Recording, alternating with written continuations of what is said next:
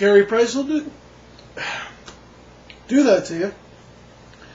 Well, without further ado, here's the second ever 2 for special.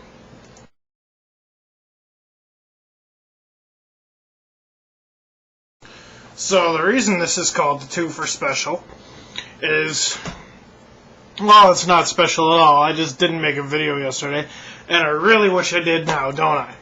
I'll start with that game. Much better than the one that caused me to do that.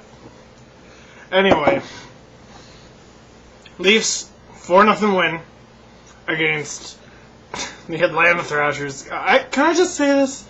I get no more pleasure out of watching the Leafs mangle a team than the Thrashers. I just don't like Kovalchuk. Great player, just don't like the guy. I'm sorry. Hate mail, whatever, I don't care. Look, I'm looking down at your hate mail, it's fine. The Leafs played a great game. They were a hot team with a hot goalie. Not in that way.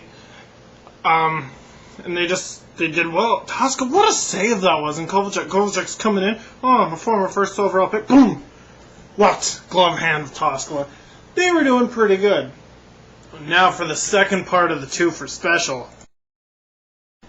It's not so special, is it? No. Honestly, Carey Price is the new Boston Bruins. Because he ruins everything for the Leafs. I'm not about to diss him or put him on the jerk list.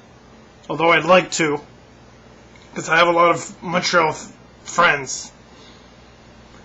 But Carey, good young kid, really good. And how about that Justin Pogge? Gotta call him up eventually. Honestly, but what's Sandy Wisniewski doing out there killing penalties? That just seemed kind of weird to me. I don't know. But Carey Price, you're driving me to do things. I had nothing to go out on there. Wow, great game by Montreal. Holy smokes.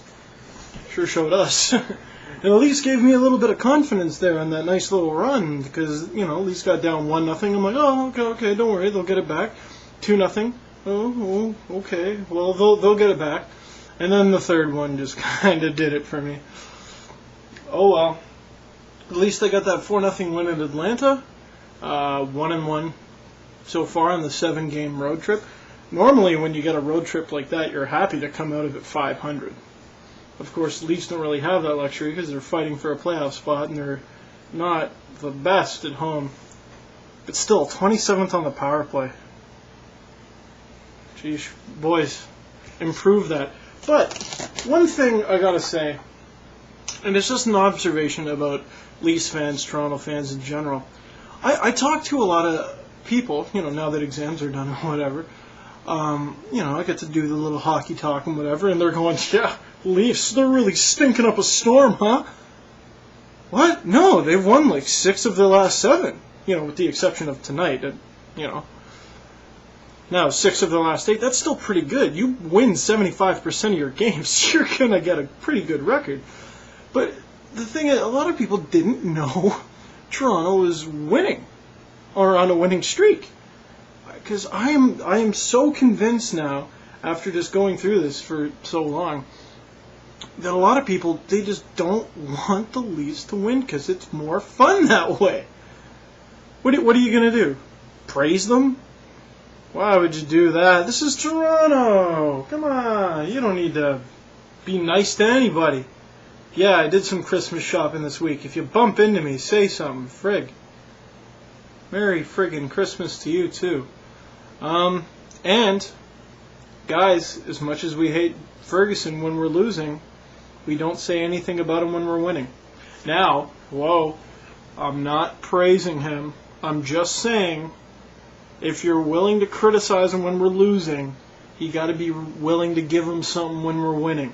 I've had a lot of requests to put him on the jerk list. And let me just clarify what the jerk list is. The jerk list is for jerks. Not necessarily idiots or just people who suck. That's why I took Aki Berg off the list. Sure, he sucked, but I didn't think he was a jerk. But yeah, got a lot of comments about that. 70-something subscribers.